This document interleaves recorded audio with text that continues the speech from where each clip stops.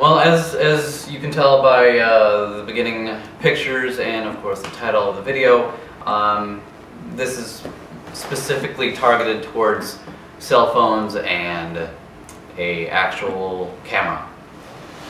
And the first picture, of course, being that of food, because as we all know, for some reason, people like to take a picture of their food and post it for some reason. So I use that first picture there as an example of the differences between the clarity and the detail and the captivation of just how better it looks when it comes to food, because people like to photograph their food for some reason.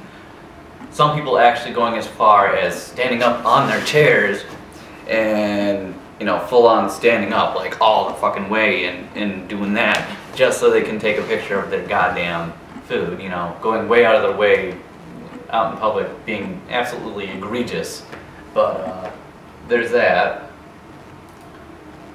The next was is the nowadays call it a selfie. However, back in my day we called it a picture of oneself. But you know, whatever. The top one, of course, being a cell phone quality, and the bottom one being with an actual camera, i.e. what I'm making a video with, mind you.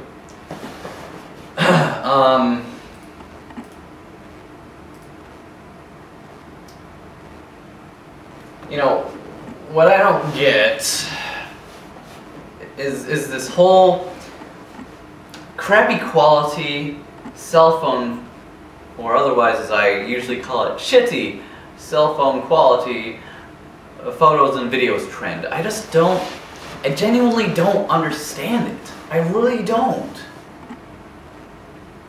When people are choosing cell phones over literal cameras, in regard to photography, photos, photo taking, anything to do with photography, picture, and of course video as well even. And given there are some cameras, such as the one I'm using right now, that are better than the camcorder that I have now. But that's a different story, of course. But nonetheless, still choosing a cell phone with all its shitty quality and egregious megapixel clarity, color saturation over devices designed to capture amazing quality photos and videos. Even the low-end cameras and camcorders of the nowadays do amazing compared to back in the day when it was the big honkin', you know, VCR style, you know, well, you know, there were obviously really bad cameras and camcorders, and then there were the really high-end ones. But nowadays, it's more or less, the low-end versions are pro-consumer, and the high-end ones are literal professional equipment. There isn't too much of a difference, really, other than, you know, the whole professional, but that's when you're spending like $20,000 for a goddamn camera and all the lenses and shit like that, but that's a different thing. Anyway, I just don't get it. Why people choose to have these blurry, barely clear, pixelated pictures and videos with high gamma, low contrast, over taking a little bit of time and money to get a decent camera and or camcorder and pulling it out and using that instead. Sure, you wouldn't be able to instantly post it like you do with a cell phone, but in the end, it's so goddamn worth it. The only exception to this, of course, is being Facebook Live. It's literally designed for mobile devices, and you cannot do this. You can do the whole Facebook Live with a camcorder or camera, not even the high-end version. You know, I can't do Facebook Live on this camera that I'm using right now. You know, so that's the only exception for obvious reasonings.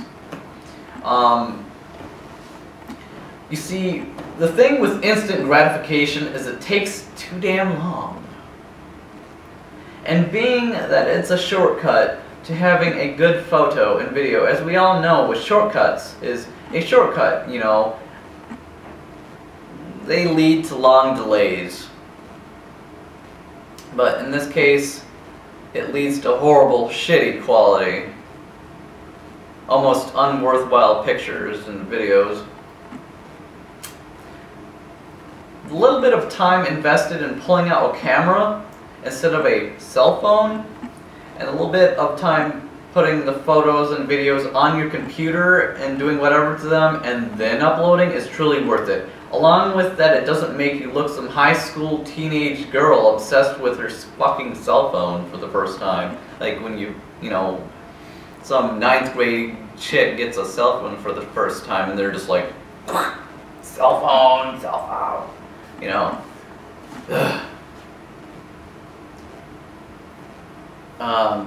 But due to taking the time and being patient like an adult to go through the things needed to give a good photo and video and putting it out there, you know, you're showing patience, you're showing the ability to wait till you get home, you know, patience, adult, mature things. As I continually say, I am confused by why people really want to have shitty cell phone quality over good, decent, acceptable photographs and or video. No matter what cell phones companies say about how good their camera and video taking abilities are, in the end, compared to what I take, even if the cell phone says it's anywhere near 720p, even that, they're full of shit. Because I've done several comparison photographs and videos, as many others have done in the photography world, and videography as well. And every time it's the same thing. Cameras and camcorders and video equipment always win in everything. So the only thing that comes to me logically that is that they just want instant gratification to upload as fast as possible. And as soon as possible because of impatience and wanting to do it right there and then instead of doing their thing, taking video and picture, and waiting to get home to post about it. Which to me is a more genuine way to do things regardless. Be it concerts or other big time events. Just doing video and photography, enjoying the event, and then going home and typing and posting all about it instead of taking time out of the actual event itself and being distracted by looking at your phone and I'm a cell phone obsessed twit, no patience. And looking at your phone half the time and texting and Facebook mobiling and things that about the things that you're at. And the overall picture is just people that can't get off their fucking phones for 5 seconds and people who are really impatient. And lastly, there could be people that just don't care either way and they're just posting it to post it regardless of quality or anything else. Because it's the only thing they have, or whatever other reason I suppose.